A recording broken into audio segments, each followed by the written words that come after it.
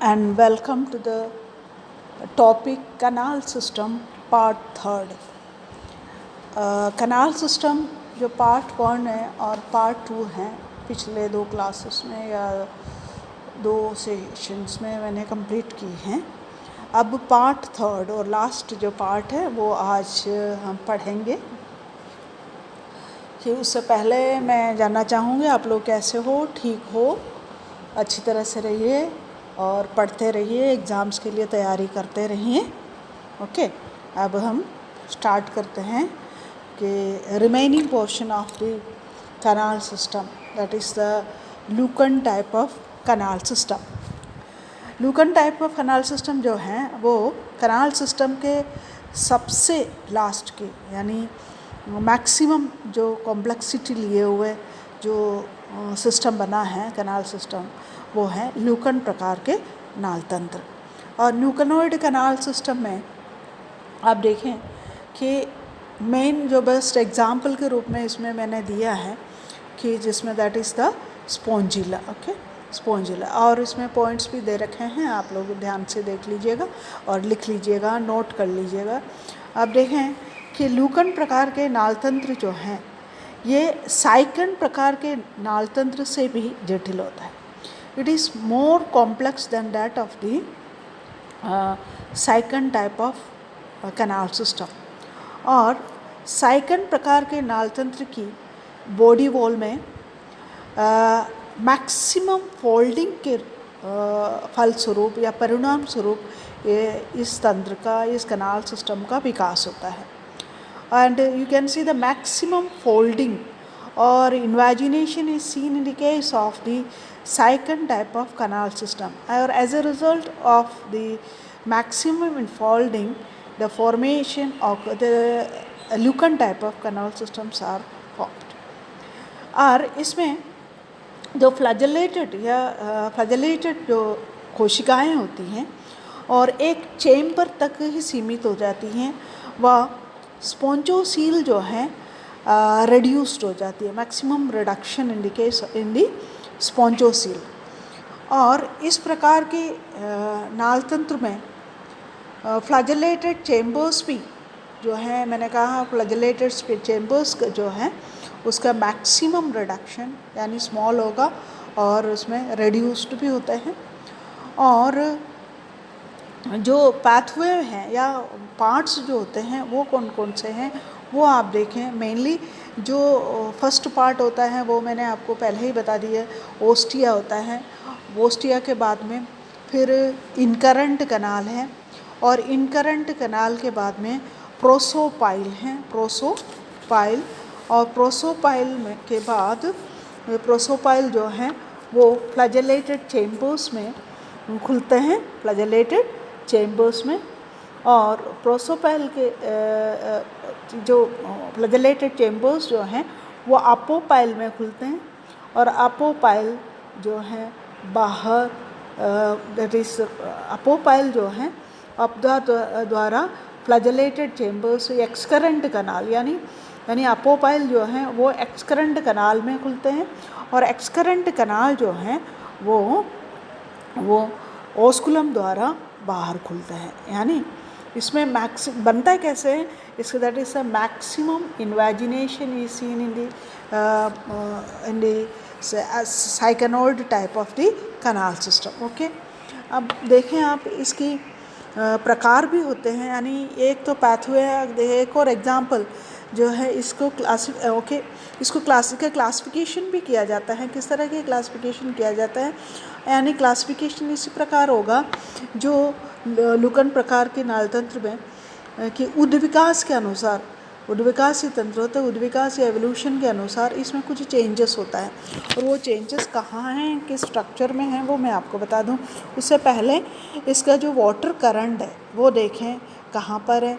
और water current जो है वो है पहले ओस्टिया यानी water first enters to the ostia, then to the incurrent canal, then the flagellated chambers through the prosopile it enters to the flagellated chambers, then to the excurrent canal, that means it enters to the excurrent canal through the apopyle, then outside through the osculum. अब ये जो लूकन प्रकार के canal system जिससे सबसे simplest है, इसको एक नाम से जाना जाता है, क्लासिफाई किया जाता है, दैट इज़ अ यूरीपाइलस. क्या है? यूरीपाइलस. ओके, यानी यूरीपाइलस जो यूरीपाइलस टाइप के जो लूकेनोइड कैनाल सिस्टम है वो मेनली पाए जाते हैं. एग्जाम्पल के स्वरूप हम उसको पढ़ सकते हैं, वो दैट इज़ द प्लकाइना. ओके, तो मैंने ये जो लिख रखा है इनमें जो भी पॉइंट्स आपको बताएं और वो समझ में आ गए होंगे. अब इसके आगे जो डायग्राम के थ्रू मैं आपको समझा देती हूँ. देखिए आप कि इनमें वाटर करंट, यानी ये पूरी डायग्राम है. डायग्राम के अंदर मैंने कलर पेन से जो है वो लेबल किया हुआ है वाटर करंट. देखिए आप, पहले कहाँ एंटर होता है वाटर, यानी डर्मल ओस्टिया में. डर्मल ओस्टिया से कहाँ पहुँचते हैं, that is the incurrent kanal. Incurrent कनाल से कहाँ पहुँचते हैं, that is the prosopyle. Okay, prosopyle से फ्लैजेलेटेड चेम्बर्स. फ्लैजेलेटेड चेम्बर्स के बाद वाटर जो है पहुंच जाते हैं कहाँ पर, यानी उसके बाद फ्लैजेलेटेड चेम्बर्स से देन द अपोपाइल. अपोपाइल से पहुंचते हैं, that is the excurrent canal. Excurrent canal से ये बाहर. ठीक है ना, ये है. यानी ये इस प्रकार के जो लूकन टाइप का कनाल सिस्टम है, इसको क्या नाम दिया है, that is the eurypylous canal system. अब अगला देखें कि इसका क्लासिफिकेशन या किस तरह के इसका मॉडिफिकेशन हुआ है, एवोल्यूशन हुआ है, वो देखते हैं. इसका भी ये लूकन टाइप का कनाल सिस्टम है. सबसे सिंपलेस्ट फॉर्म का जो लूकन टाइप है वो मैंने आपको दिखा दिया. इनमें यूरीपाइलस का ये दे रखा है. यूरीपाइलस का भी क्या जो डायग्राम है वो एनलार्ज करके वो बता रखा है. देखें, यानी पहले डर्मल ओस्टिया के बाद में वाटर प्रवेश करते हैं इनकरेंट कनाल्स. इनकरेंट कनाल्स के बाद में पहुंचते हैं प्रोसोपाइल्स के बाद में पहुंचते हैं फ्लैजेलेटेड चेम्बर्स. फ्लैजेलेटेड चेम्बर्स के बाद में पहुंचते हैं अपोपाइल. ओके, अपोपाइल से देन एक्सकरेंट कनाल से बाहर, यानी बाहर निकल जाते हैं. ओके, अब अगला प्रकार का जो लूकेनोइड कनाल सिस्टम है उसको हम लोग कहते हैं that is the aphodal type of canal system. यानी अफोर्डल APHODALTYPE अफोर्डल टाइप. और ये अफोर्डल टाइप का कनाल सिस्टम में जो एग्जांपल मैंने दिया है that is the Geodia. GEODIA Geodia. Okay, यानी aphodal type of canal system वो क्या है, यानी लूकेनोइड कनाल सिस्टम का जो क्लासिफिकेशन में दूसरे प्रकार का जो कनाल सिस्टम है, दूसरे प्रकार के जो लूकेनोइड कनाल सिस्टम है उसको हमने नाम लिया है. हमने क्या है, हमारे जो साइंटिस्टों ने जो इसका स्टडी किया उसके बाद इन्होंने नाम लिया है that is aphodal type of leuconoid canal system. Okay, इसमें क्या चेंज होता है, देखिए जो अपोपाइल है वो apopyle enlarges to form a narrow tube. जो अपद्वार या जो अपोपाइल है वो एनलार्ज होकर के एक संकरी नली या ट्यूब के रूप में हो जाता है और उस संकरी नली को कहते हैं एफोडस. ओके, ये एक चेंज हुआ, यानी एफोडल टाइप में किसका फॉर्मेशन हुआ है, एफोडस का. ये एफोडस कैसे फॉर्मेशन हुआ, निर्माण उसका किस तरह से हुआ, अपोपाइल जो है वो बड़े होकर एनलार्ज होकर के इस तरह के इसका फॉर्मेशन हुआ. ओके, अब देखें इनमें जो वाटर करंट है वो किस तरह से हैं. सब में करीब जो फर्स्ट प्रवेश करते हैं वो ओस्टिया द्वारा प्रवेश करते हैं. अब ओस्टिया से कहाँ पहुँचता है, इनकरेंट कनाल से water through prosopyle enters into the flagellated chamber. फिर फ्लैजेलेटेड चेम्बर से कहाँ पहुँचते हैं, अफोडस में. क्यों अफोडस में पहुँचते हैं, क्योंकि एपोपाइल जो है वो एनलार्ज होकर के किसका रूप ले लिए हैं, एफोडस का. अब एफोडस से कहाँ पहुँच के, एक्सकरेंट कनाल से ओस्कुलम द्वारा वो बाहर निकल जाता है. यानी water current first enters ostia, then incurrent canal to prosopyle to flagellated chamber to aphodus to excurrent canal, then the osculum, then outside. Okay, अब देखें ये अफोर्डल टाइप का ल्यूकेनोइड कैनाल सिस्टम है, इसके डायग्राम अलग से देखिए, वो तो वाटर करंट था, अब इसके डायग्राम के द्वारा हम एक्सप्लेन कर सकते हैं। तो पहले कहाँ है देखिए, first water pathway of the water यानी first enters into the ostia, ostia के बाद में इनकरेंट कैनाल है, इनकरेंट साइनस, साइनस के बाद कैनाल है ये, ओके। और उसके बाद कहाँ पहुँचते हैं, मतलब प्रोसोपाइल, प्रोसोपाइल्स के बाद में पहुँचते हैं फ्लैजेलेटेड चेम्बर, फ्लैजेलेटेड चेम्बर्स के बाद में कहाँ पहुँचे, अपोपाइल, ओके। अपोपाइल के बाद में पहुँचते हैं अफोर्डस में, अफोर्डस के बाद वो वाटर करंट जो है एक्सकरेंट कनाल, एक्सकरेंट कनाल से वहाँ से निकल जाता है ओस्कुलम द्वारा बाहर, ओके। यानी एक typical type of canal system, यानी जो बहुत ज़्यादा कॉम्प्लेक्सिटी लिए हुए जो कनाल सिस्टम है, इस तरह से ये पाया जाता है, जिसको हमने अफोर्डल कहा। अब नेक्स्ट टाइप जो है, नेक्स्ट टाइप ऑफ यानी तीसरे प्रकार का जो कनाल ल्यूकेनोइड कनाल सिस्टम, जिसको नाम यहाँ दिया हुआ है, दिखाई दे रहे होंगे आपको, यानी that is a diploid type of leuconoid canal system. इसके एग्जाम्पल के रूप में मैंने दिया है, that is Spongilla and Oscarella. The best examples are the Spongilla as well as the ऑस्करल।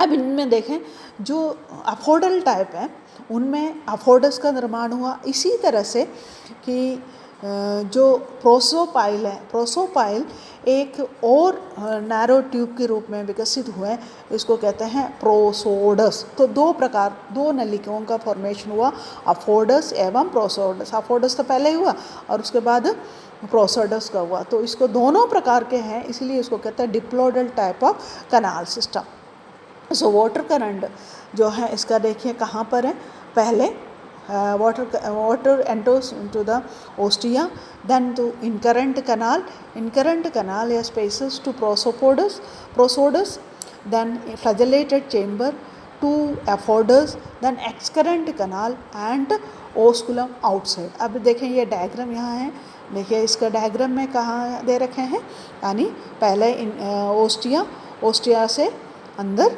Incurrent sinus या incurrent canal, then the flagellated the prosodus, फिर उसके बाद कहाँ आ गया, that is the flagellate, prosodus के बाद में that is the flagellated chamber, flagellated chambers में अफोर्डस में आ गए, अफोर्डस से एक्सकरेंट कनाल, एक्सकरेंट कनाल से बाहर ओस्कुलम होकर के बाहर निकल जाता है।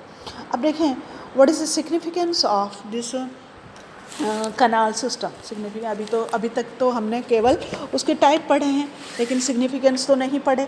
तो सिग्निफिकेंस देखिए, सिग्निफिकेंस में क्या क्या है, मैंने छोटे छोटे पॉइंट्स में यह लिख रखे हैं कि significance of the canal system, it helps for respiration, helps for nutrition, and canal system helps for excretion, reproduction, and it is used for, it is beneficial for the classification or you can study the evolution of the sponges also, okay।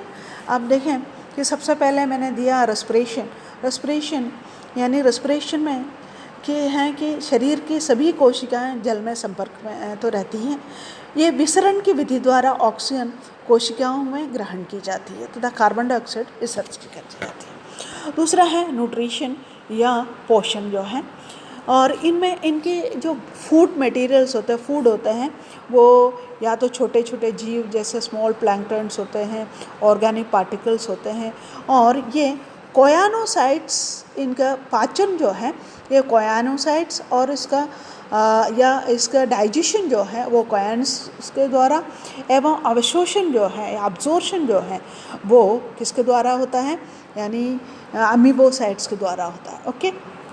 अगला है that is excretion में देखें इसकी स्पंजस के excretory material, excretion जो है, excretion के अंदर उपापचयी मेटाबॉलिक जो मटेरियल होते हैं, मेटाबॉलिक पदार्थ सब्सटेंसेस के रूप में इसमें उपस्थित होता है, दैट इज़ अमोनिया, ओके। और ये बाहर इसी वाटर करंट के द्वारा, डिफ्यूजन के द्वारा बाहर निकाल दिया जाता है ना। नेक्स्ट वन इज रिप्रोडक्शन में किस तरह से ये हेल्प करते हैं, how it helps for reproduction. और इनमें जो इंटरनल इंटरनल तो इसका फर्टिलाइजेशन होगा, और उसके बाद internal as well as cross fertilisation है, और मेल और फीमेल जो स्पर्म्स एंड जो रिप्रोडक्टिव सेल्स होती हैं उसका जलधारा में, वाटर करंट में आते हैं और उसके बाद उसका निषेचन वहीं हो जाता है। और वर्गीकरण में, क्लासिफिकेशन में किस तरह से हेल्प करते हैं, और ये नालतंत्र उद्विकासीय अध्ययन स्पंजों के वर्गीकरण में भी सहायक होता है। और इसके साथ साथ ये कनाल सिस्टम जो है पार्ट 3 यहीं ख़त्म हो जाते हैं। अगली क्लास में नेक्स्ट टॉपिक हम पढ़ लेंगे। और थैंक यू वेरी मच।